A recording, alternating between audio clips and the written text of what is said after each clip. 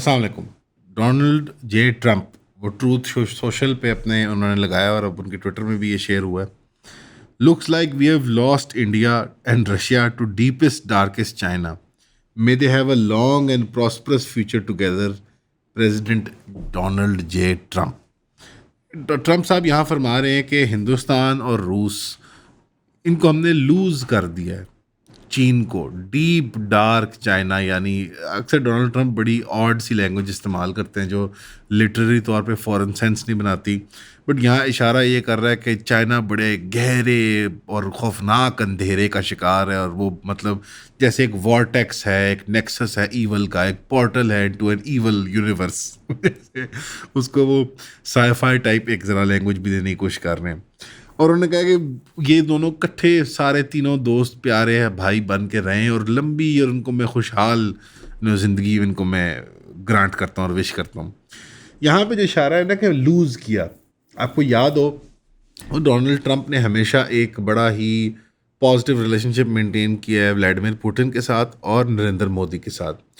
नरेंद्र मोदी की अगर मिसाल लें तो हाउडी मोदी जो उनका रिस्पांस था, फिर नमस्ते ट्रंप जो इनिशियल मीटिंग थी जहां ट्रंप ने आके बीजेपी के सारे फैंस और मोदी के फैंस को एड्रेस किया था क्रिकेट स्टेडियम में, और वो एक बड़ा टूर, हिस्टोरिक टूर मनाया जा रहा था।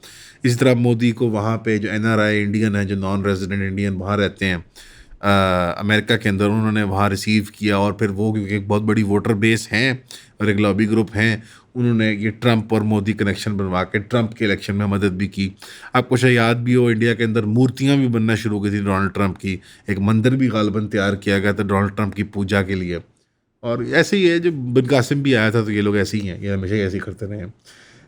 पुतिन वाला जो केस है वहाँ पे थोड़ा ज़्यादा सोफिस्टिकेटेड एक लेयर थी उसकी, ऑब्वियसली वहाँ पे कुछ एस्पिनाज की बैक एंड फोर्थ थी, कुछ प्रोपेगेंडा वॉरफेयर की बैक एंड फोर्थ थी।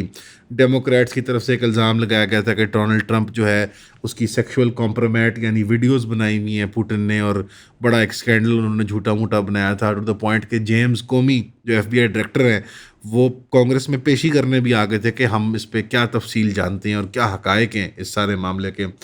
वो ज़्यादा लगता है ये कि एक वो डोमेस्टिक शरारत थी, पर डोनाल्ड ट्रंप का पर्सनल रिलेशनशिप जो पुतिन के साथ है उसको ज़रा वो उसकी स्ट्रेंथनिंग आपको नज़र आई थी ये 2014 15 16 वाले टाइम के अंदर, जब डोनाल्ड ट्रंप इलेक्शन लड़ रहे थे दोबारा, पहले दूसरा वाला हारने के बाद। तो वो कह रहे थे कि इंडिया का तो खैर जिक्र नहीं करते थे, इल्ला कि एक आधी दफ़ा जो लॉबी ग्रुप्स वाले मुंह से कहलवा देते हैं कि oh I love Modi, what a great guy, he such a great guy, he never showers, Modi wow I love Modi, like वो एक आधी बात लॉबीज कहलवा देते थे। But main focus Donald Trump का यूक्रेन रशिया के ऊपर होता था, और कहता था कि मैं अगर ताकत में होता तो तो पुतिन कभी ऐसा काम ना करता, और मैं कब अगर ताकत में होता तो यूक्रेन के मामले को हम इतना बिगड़ने ना देते। ये बहुत बड़ा टॉकिंग पॉइंट था ट्रंप एडमिनिस्ट्रेशन का। तो अब आपने फ़र्क करना है कि ट्रंप एडमिन की पब्लिक पोस्चरिंग क्या है और अमेरिकन डीप स्टेट की पॉलिसी क्या है। हकीकतन देखा जाए तो इंडिया को लेके और रशिया को लेके डीप स्टेट की पॉलिसी एक ही सिमत में जा रही है, उसकी एक ही नेचुरल एवोल्यूशन है। और डोनाल्ड ट्रंप की जो ऑन टॉप पॉस्चरिंग है वो सिर्फ उस पॉलिटिकल एडमिनिस्ट्रेशन की पॉस्चरिंग है। बात को आप फॉलो कर रहे हैं ना, वहाँ पे भी एक डीप स्टेट ही मुल्क को चलाती है जो नेशनल सिक्योरिटी अपरेटस है। बल्कि शायद यहाँ फिर कुछ आज़ादी है अमेरिका की बनस्बत। अमेरिका में कोई सीन नहीं है। आखिरी सदर जिसने चुर चुर की थी एक वो निक्सन था, उसको उठा के वाटरगेट में बार मारा। और उससे पहले जो जॉन एफ कैनेडी थे तो उनका भेजा आज तक कहीं, उनका मगज़ फ्राई जो है ना वो टेक्सास में उस किसी सड़क पे कहीं ना कहीं वो तल के पड़ा हुआ है। तो उनको स्नाइपर फायर से उनको कत्ल कर दिया गया था। तो अमेरिका के अंदर भी कोई बहुत चुर नहीं है, ये जो कि तस्वर के एक डेमोक्रेसी और ये मामला सारा है। अमेरिका एक एम्पायर है, एक कंग्लोमरेट ऑफ इंटरेस्ट है, जिसके अंदर डीप इंटेलिजेंस के लोग हैं, वॉल स्ट्रीट के लोग हैं, वकील हैं, बड़ी बड़ी मिलिट्री कंपनियां हैं, इंटेलिजेंस एजेंसियां हैं। वो सारा एक मजमुआ बन के एक एम्पायर को वो चलाते हैं। हाँ, उसके फ्रंट पे अवामी डोमेस्टिक कंजम्पशन के लिए और ग्लोबल आप कह लें डिप्लोमेटिक वर्क के लिए एक उनके पास एक सदारत का एक ओहदा है। और वो जैसे एक मतलब शोबदेबाज सही होता है, वो बेसिकली उसका काम करतब करके दिखाना ही होता है। एक्चुअली वो एडमिनिस्ट्रेटिव डिसीजन उस पैमाने पे जिस तरह हमें लगता है वो नहीं बना रहा होता। डोनाल्ड ट्रंप का भी यही मामला है, और इस वक्त अमेरिका का रूस और इंडिया के साथ और चीन के साथ भी मामला यही है। इंडिया को लेके अगर आप देखें तो उनको बिल्डअप किया गया था ओबामा ऑनवर्ड्स के, शाइनिंग इंडिया, ब्राइट इंडिया, चमकीला इंडिया, नहाता धोता इंडिया, साबुन नाल ताड़ी पे आवा इंडिया, फलाना इंडिया, इंडिया इंडस्ट्री बनाएगा, इंडिया एप्पल बनाएगा, इंडिया आईफोन बनाएगा, इंडिया ये करेगा, इंडिया वो करेगा। और 4-5 गुजराती बिजनेसमैन को खड़ा किया गया था as the billionaire internationalist bankers या बैकर्स ऑफ मोदी। और मोदी एक फर्जी करेक्टर है बुनियादी तौर पे, यानी we all know at this point Modi is not a real serious person. Modi के पीछे भी एक पूरी एक बीजेपी की हिंदुत्व की मशीनरी है। अब जबकि वेस्टर्न मीडिया ने पहली बार, यूरोपियन मीडिया ने खासतौर पर प्रेशर डालना शुरू किया, तो अब मोदी की जब वो टेप प्ले कर देते हैं ऑडियो के साथ कि वो क्या बातें कर रहा होता है मगरबी लीडर के साथ, तो वो पूरा दूध का दूध पानी का पानी हो गया कि उसको कुछ नहीं पता होता। वो एक गधे की तरह हंसता रहता है वहाँ पे। वो बेसिकली एक गरीब मिडिल क्लास बैकग्राउंड का आदमी है। बल्ला है उसका क्या, कोई मेडिकल भी मुझे लगता है प्रॉब्लम है, वो शादी क्यों नहीं करता है, क्या मामला है। तो वो उसको उन्होंने बुनियादी तौर पे एक करेक्टर बनाया हुआ है, फर्जी सूट बूट पहना के, कपड़े वपड़े पहना के वो उसको खड़ा कर देते हैं। पीछे जो मशीनरी है हिंदुत्व की, वो गुजरात बिजनेस एलीट की है, जिसको अमेरिका ने इंटरनेशनल से सपोर्ट किया। अडानी क्यों कोयला ऑस्ट्रेलिया से निकाले, प्रोसेस बिहार में करे और बेचे जाके इसराइल में, मतलब एक्चुअली इस तरह एग्जैक्टली नहीं है, बट इस तरह के राउंड अबाउट बिजनेसेस जो हैं ये एक्चुअली एक इंटरनेशनल डिप्लोमेटिक उस डिसीजन मेकिंग का हिस्सा है। हिंदुत्व की राइज, गुजरात बिजनेस एलीट की rise, India as an international option for industrial base instead of China, India को चाइना के खिलाफ एक मद्दे मुकाबिल कंपेटिटर के तौर पे खड़ा करना, इंडियन मैस माइग्रेशन यूरोप और अमेरिका और कनाडा और ऑस्ट्रेलिया के अंदर मैंडेटेड करवाना, ये सब एक स्कीम के तहत अमेरिका ने परसू किया है, क्योंकि अमेरिका को एक अच्छा मोरा चाहिए, तगड़ी इकॉनमी चाहिए जो चाइना के ख़िलाफ़ साइज अप कर सके। लगता लेकिन ये है कि India has failed to perform. चाहे वो क्वाड अलायंस के अंदर उन्होंने जो क्या कह के पंजाबी के खिलाफ सब समझ ही किए हैं, जो उन्होंने आके वो जो अक्सर मोदी साहब भी आके हक देते हैं ना, तो उन्होंने हक ही दिया वाकई में क्वाड अलायंस के अंदर। और वो गलवान वैली के अंदर चाइना से डंडे खाना हो, इकोनॉमिक कंपटीशन देख लें, चाइना पे टोटल डिपेंडेंसी है, इंडिया की इंपोर्ट डिपेंडेंसी है, ट्रेड डेफिसिट है चाइना के साथ इंडिया का, इंडिया की हैवी इंडस्ट्री टोटली डिपेंडेंट है चाइना के ऊपर, कंज्यूमर मार्केट डिपेंडेंट है चाइना के ऊपर, तो कोई सीन ही नहीं है। India has not performed as that. तो लगता ही है कि अभी इंडिया को ऑन आइस रखा जा रहा है, यानी इंडिया को अभी हल्की आंच के ऊपर बर्फ़ खाने में डाल दिया जा रहा है कि ज़रा इसको हालें, पकने दो, थोड़ी पकेगी फिर बात को बनेगी। लॉन्ग टर्म हकीकत यही है कि अमेरिका के पास सिर्फ और सिर्फ खित्ते में हिंदुस्तान ही मोरा है, शॉर्ट टर्म के अंदर उनके पास एक और भी है। साथियों, डोनाल्ड ट्रंप साहब ने हमारी भी यकीनन तस्वीर देखी होगी कि हमारे से नाराज़गी का इजहार नहीं किया, क्योंकि फिल वक्त पाकिस्तान ज़्यादा अहम है, क्योंकि पाकिस्तान इस वक्त ज़रा कल्टी मारने की भी कोशिश कर रहा है। ज़ाहिरी बात है इस वक्त क्योंकि हिंदुस्तान परफॉर्म नहीं कर रहा, और पाकिस्तान क्योंकि बराह रास्त चीन के ख़िलाफ़ तो जा नहीं सकता, हमारा तो वो फेयर वेदर एलाय है, ऑल वेदर एलाय है, और हम तो उनके साथ आयरन ब्रदर्स हैं, और हमारा तो जो तजारती और सफारती मामला है वो लॉन्ग टर्म चलना ही चलना है।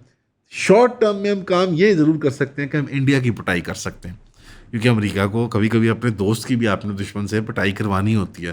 तो अगर पाकिस्तान लॉन्ग टर्म नहीं एलाय बन सकता अमेरिका का, जो कि नहीं बन सकता, हमेशा हम वक्तन फ़वक्तन हमें यूज़ वो करते हैं, हम उन्हें यूज़ करते हैं और हम फेंक देते हैं साइड पे। तो अभी जो हम काम दे सकते हैं, जो हमने कारनामा किया भी है उनके लिए पिछले दिनों मई के अंदर, जो अपनी दिफा के लिए किया था, लेकिन उनके लिए भी कारनामा साबित हो गया। जो हर 3 महीने बाद 2 महीने बाद डोनाल्ड ट्रंप टीज़ करते हैं कि नहीं पौना कि जहाज़ और सीगा, मेरे ख्याल है 5 नहीं 7 जहाज़ सन, मेरे ख्याल है एक आधा कोई यूरोपियन जहाज़ भी गिरा है। वो जो हर हफ्ते 10 दिन बाद नया नया टीज़ करते हैं ना इंडिया को, उसका मकसद भी यही है कि इंडिया को स्क्वीज़ करना, इंडिया को ऐसी टाइट पोजीशन में लेके आना कि वो जब ताबेदारी करे अमेरिका की तो वो बिल्कुल गुलामाना अंदाज के अंदर करे। इसी तरह रूस के ऊपर जो प्रेशर डाला जा रहा है, ये भी डबल गेम है। हकीकतन अमेरिका रूस को डक्का नहीं लगाना चाहता, अमेरिका एक दाव पेच का खेल खेल रहा है। अगर रूस के मद्दे मुकाबिल यूरोपीय ताकतें कामयाब होगी तो भी अमेरिका का भला, अगर यूरोपीय ताकतों के खिलाफ रूस कामयाब हो गया तो भी अमेरिका का भला। क्यों? अमेरिका एक जजीरा है, एक आइलैंड अनटू इटसेल्फ है literally. America geographically completely secure है, टेक्नोलॉजिकली इम्पेनेट्रेबल है, इकोनॉमिकली आपको वो वहाँ से आपको वो पैसे इकट्ठे करके दिखाएगा और इंडस्ट्रियल इनोवेशन दिखा सकता है कि आप और मैं और दुनिया दंग रह जाएगी, हैरान रह जाएगी। मैं अमेरिका को हाइप नहीं कर रहा, मैं हकायक की, ज़मीनी हकायक की बात कर रहा हूँ। यूरोप अमेरिका का ले अबाउट आप कह लें, गुलाम है, पालतू है। ये इस खित्ते जो ओल्ड वर्ल्ड है जिसके अंदर यूरोप, एशिया और अफ्रीका आते हैं, यूरोप को सबक सिखाने का वक्त अमेरिका अब उसको समझता आ गया। पहले अमेरिका ने नॉर्ड स्ट्रीम पाइपलाइन फाड़ी, जर्मनी की इंडस्ट्रियल बेस को नुकसान पहुंचाया, यूरोप की एनर्जी नीड्स को नुकसान पहुंचाया। जो वो ईरान पे सैंक्शंस लगाते हैं, रूस पे लगाते हैं, उसका सबसे ज़्यादा नुकसान यूरोप को ही होता है।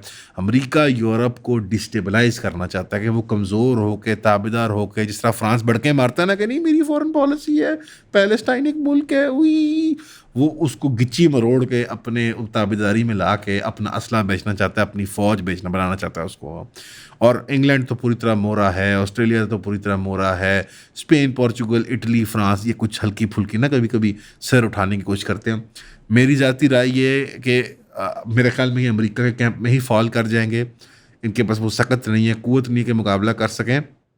लेकिन अमेरिका चाहता है, डीप स्टेट चाहती है कि रूस और यूक्रेन की जंग अगली हो, मज़ीद भड़के वो, और वो यूरोप के बॉर्डरों तक पहुँचे। अगर यूरोप शिकस्त दे दे अमेरिका की मदद के साथ तो तब भी अमेरिका फाते। अगर यूरोप शिकस्त खुर्दा हो जाए और अमेरिका का मरून मिन्नत हो जाए असलहे और डिफेंस के लिए, तो तब भी अमेरिका फाते। अमेरिका को भी समझे, अमेरिका की डीप स्टेट को भी, उनकी साइकी को समझे।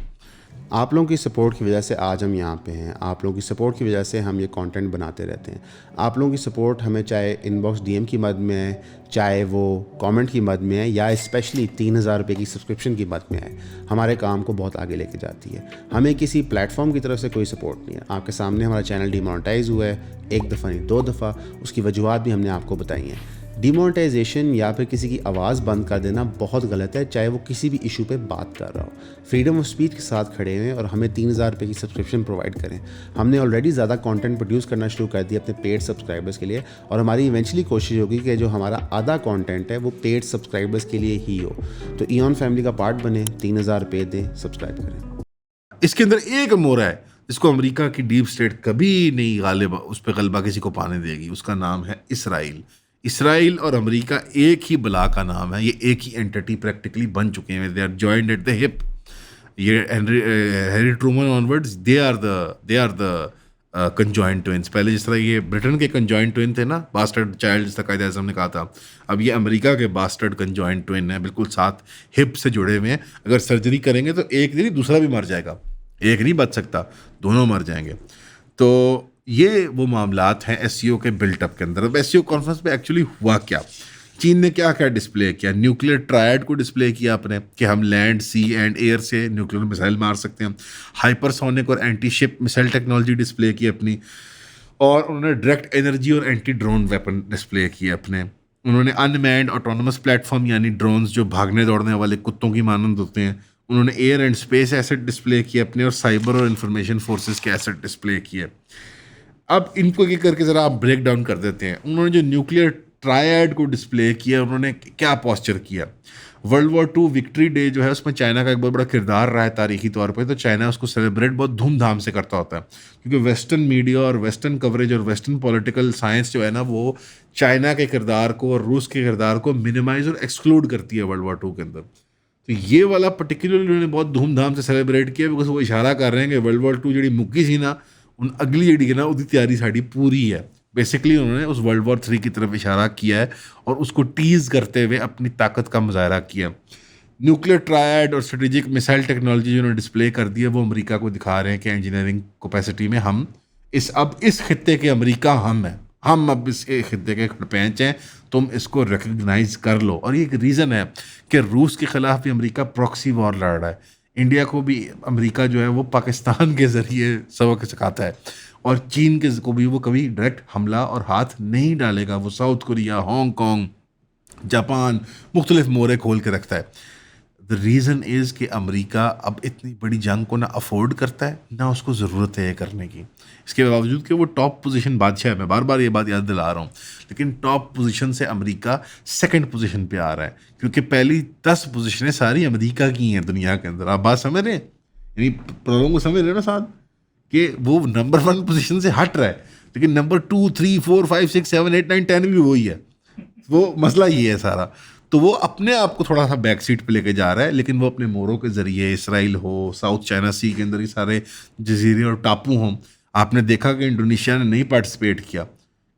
क्यों? इंडोनेशिया के अंदर कू की सूरत हाल क्रिएट हो गई है। इंडोनेशिया के अंदर एक 9 मई चल पड़ा है, ठीक है ना। इनका 9 मई वाकई में एक्सटर्नल है, इंटरनल नहीं है, वाकई में एक्सटर्नल है।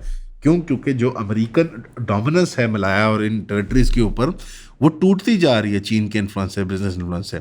तो अमेरिका वहाँ पे इसी तरह यूक्रेन के अंदर हुआ था, रशिया की पसंद का प्रेसिडेंट इलेक्ट हो गया हुआ था, तो उसको तोड़ने के लिए अमेरिका ने वहाँ पे भी एक कलर रेवोल्यूशन करवाई, एक इनकलाब की सूरत हाल क्रिएट की और वहाँ पे सपोर्ट किया अपोजिशन को, ठीक है ना। तो अब वेस्टर्न मीडिया कवर कैसे कर रही है इस टेक्नोलॉजी को? Hypersonic, anti ship missile, nuclear triad के बारे में वो इश्तियाल दिलवा रहे हैं अपनी आवाम को। ये पढ़िएगा, गार्डन ने क्या सम अप किया। Nuclear triad and robot wolves, parade shows off array of Chinese weapons. Nuclear triad और मशीनी भेड़िए, यानी ये क्या है? ये साई-फाई टाइप फिल्मी आवाम को, ये सिर्फ अमेरिकन आवाम की कंजम्पशन के लिए, उनको डराने के लिए कि ओ बड़ा असला जी ना कुल बहुत खतरनाक ने चीन रूस, ओए ओए ओए तौबा तौबा कन्ना नु अतला, ओ धुएं निकल गए हमारे। ये सिर्फ उनको इश्तियाल दिलवाने के लिए है कि तुम भी असला बनाओ, एक वॉर लाइक सिचुएशन क्रिएट करने के लिए, एक वॉर हिस्टेरिया को ड्रम अप करने के लिए। क्योंकि अमेरिका की मैं एक डाइसेक्शन एंड पे करना चाहूँगा। पहले मैं इसको एड्रेस कर दूँ कि ये खबरों की क्या रिपोर्टिंग हो रही है। रॉयटर्स, फाइनेंशियल टाइम्स कहते हैं कि जो रेंज है और प्रिसिशन है न्यू हाइपरसोनिक और एंटी शिप सिस्टम्स की, उन्हें कहा ये कैरियर किलर्स हैं और ये यूएस की नेवल डोमिनेंस को पैसिफिक में अंडरमाइन करने के लिए हैं। यूएस वाटर डोमिनेंस क्या है? देखें, जो पोल एम्पायर होता है दुनिया के अंदर, वो ज़मीनी, आसमानी और समुद्री रास्तों को सिक्योर करता है, और जो उनको सिक्योर करके देता है तो उसकी आप समझें कि आप उसकी एक छाप होती दुनिया के ट्रेड के ऊपर, और वो सोल अभी पैक्स अमेरिकाना जिस तरह का है कि पूरी दुनिया के ऊपर अमेरिका का एक राज है, एक निज़ाम है। उसको समंदरी सिक्योरिटी जो है प्राइमरली वो प्रोवाइड की जाती है पैसिफिक के अंदर, जो अमेरिका के गनशिप कैरियर्स हैं। तो जो चीन ने अपने ये precise anti ship missile systems unveil किए हैं, अमरीकी और यूरोपीय न्यूज़ इसको इश्तियाल दिलवा के अवाम में कि ओह हमारी नेवल डोमिनेंस चैलेंज हो जाएगी। हालांकि चीन उनकी नेवल डोमिनेंस को चैलेंज नहीं करना चाहता, वो अग्रेसिव पॉस्चरिंग नहीं कर रहा है, वो डिफेंसिव पॉस्चरिंग कर रहा है कि भाई मेरे को ना आइयो, मेरे को डरियो। लेकिन अमेरिका इसको प्रेजेंट करेगा और अमेरिका की आवाम को सिखाया जाएगा ये सबक कि तुम्हारे खिलाफ ये चढ़ दौड़ना चाहता है चीन। हालांकि ना चीन ख्वाब देखता है, ना औकात रखता है इसकी, ना कुछ, लेकिन एक पेपर टाइगर, चले चीन पेपर का नहीं पत्थर का टाइगर है, लोहे का अगर नहीं है, बट एक पत्थर का टाइगर तैयार किया जा रहा है अमेरिका के। जो इस तरह रूस के बारे में भी एक रूस तो पेपर टाइगर है वाकई में, उसको ऐसे बना बना के ओह इतना ख़तरा, जंगल में अकेले मत जाना अमेरिकनों, रूस का पेपर टाइगर फिर रहा है, वो आके चीर फाड़ देगा, बोटियाँ नोच लेगा तुम्हारी। उसी तरह चलें पत्थर का टाइगर तैयार किया जा रहा है चीन का, आवाम को डराने के लिए, वेपन्स मैन्युफैक्चरिंग के कॉन्ट्रैक्ट पकड़ने के लिए और पॉइंटलेस जंगें शुरू करने के लिए। क्योंकि अमेरिका चीन पे हमला नहीं करेगा, अमेरिका कैम्बोडिया पे हमला कर देगा। और बताओ, कैम्बोडिया पे कर दें इस बारी, या लाओस पे कर दें, या थाईलैंड पे कर दें, जो आप टेक योर पिक। थाईलैंड चलो उनका बंदा है, ये अमेरिका करेगा। अमेरिका यूजलेस वॉर्स को परसू करेगा, वो उसने अपनी आवाम के अंदर एक राय हमवारी करनी है। इसके साथ साथ आपने जो डायरेक्टेड एनर्जी वेपन्स की देखी डिस्प्ले, पहले तो मैं कहना चाहूँगा कि लोग कहते थे डायरेक्टेड एनर्जी वेपन्स हैं, नहीं होते, कंस्पिरेसी थ्योरी हैं।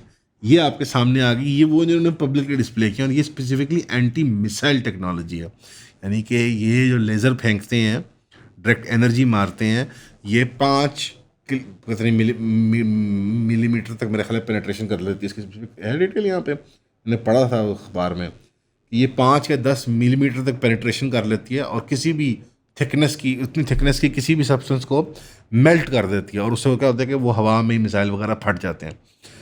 तो ये डायरेक्टेड एनर्जी वेपन्स की बात 1980 से हो रही है अवाम के अंदर, अखबारों के अंदर। लोग मजाक उड़ाया करते थे कि ये पागल लोगों की कंस्पिरेसी थ्योरीज हैं। ये बिल्कुल कंस्पिरेसी थ्योरीज नहीं है।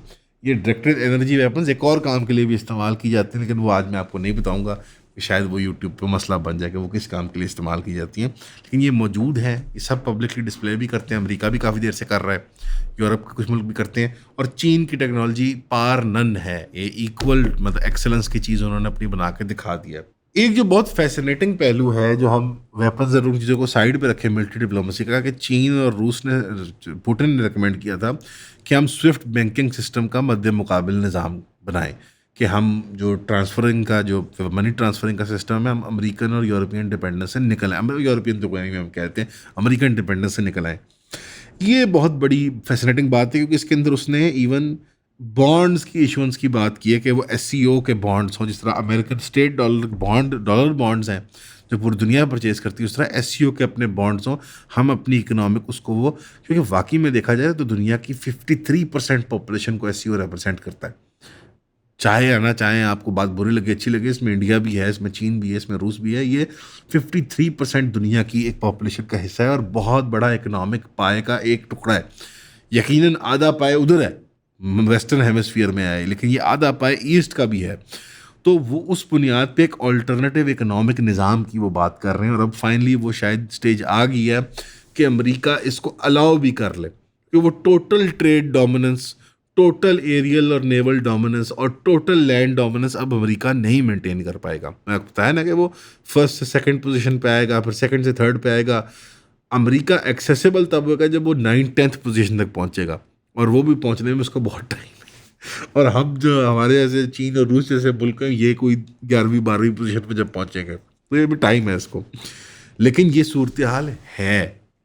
इसके अंदर एक क्या आप प्रेडिक्शन कर सकते हैं, वो ये प्रेडिक्शन कर सकते हैं कि अमेरिका इमिग्रेशन के ऊपर सख्ती नहीं करेगा। अमेरिका इमिग्रेशन बढ़ाएगा अपनी, और वो इंडियन लेके आएगा, और वो चाइनीज़ लेके आएगा, और वो इन मुल्कों को अपीज़ करने के लिए रूस, यूक्रेनियन, इंडिया, चीन के लोग लेके आएगा।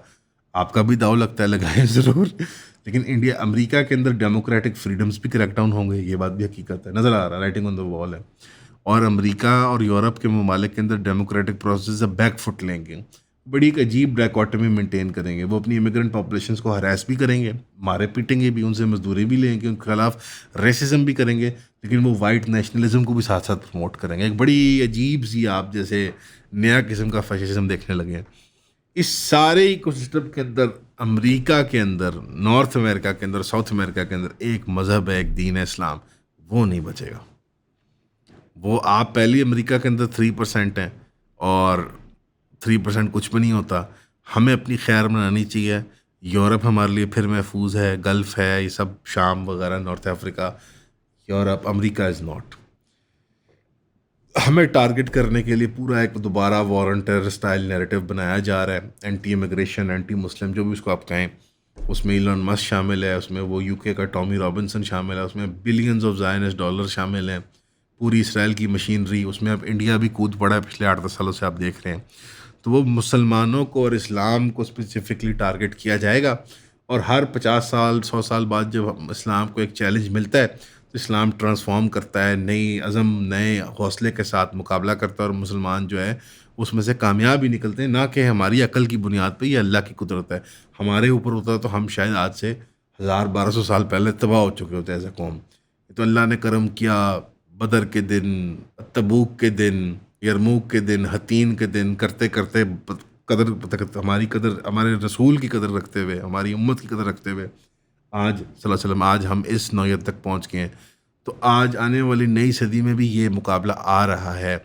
आपको सिंगल आउट किया जाएगा एज मुस्लिम। अगर आप यूरोप और अमेरिका वगैरह में मुसलमान हैं, थोड़ा सा यार अपना बंदोबस्त कर लें, अपने कोई सेकंड ऑल्टरनेटिव्स रखें मुसलमानों के मुल्कों के अंदर, कुछ प्रॉपर्टीज़ वगैरह अपनी, ये सारा कुछ। टोटल डिपेंडेंस ना रखें सिस्टम पे, वरना आप सिस्टम का हिस्सा बन जाएंगे तो आपको डी नेचर कर दिया जाएगा। बतौर आइडेंटिटी के साथ मुसलमान जो कुछ अज़म रखता है, सियासत और ये सब, वो नहीं आप हो सकते। सेकुलर मुसलमान हो सकते हैं हम। गांधी साहब ठीक रहेंगे अमेरिका में, डोंट वरी, गांधी साहब को कुछ नहीं कहेगा। वो वाला मुस्लिम ठीक है, असल वाला नहीं। असल वाला मसला है कॉम्प्रिहेंसिव मुसलमान, जिसकी पब्लिक कोई यानी कंपोनेंट है उसके इस्लाम का, कोई एक्सोजनस कंपोनेंट है, उसकी कोई गुंजाइश नहीं है। हाँ, कम्प्लीटली इंडोजनस है, नमाज रोज़ा ये सब, वो सब ठीक है, आप वो शायद बर्दाश्त भी कर लें वो। लेकिन हमारी रंग नस्ल को शायद ना बर्दाश्त करें, बट चलें इस्लाम आपको शायद वो बर्दाश्त कर लें। ये है एससीओ समिट की मेरे ख्याल में पूरी, मेरे ख्याल ये इसका टोटल जायज़ लुब्बे लुबाब है। आपका सुनने का शुक्रिया। अपना फीडबैक भी दीजिएगा कमेंट्स के अंदर। आपका क्या ख्याल है कि क्या निकलने वाला है इसके अंदर से। मुझे तो बहुत बड़ी लड़ाई, बहुत ज़्यादा लड़ाइयाँ नज़र आ रही हैं। बहरहाल दुआ कीजिएगा हमारे लिए भी और अपने लिए भी। हमेशा की तरह सुनने का शुक्रिया। अस्सलाम वालेकुम।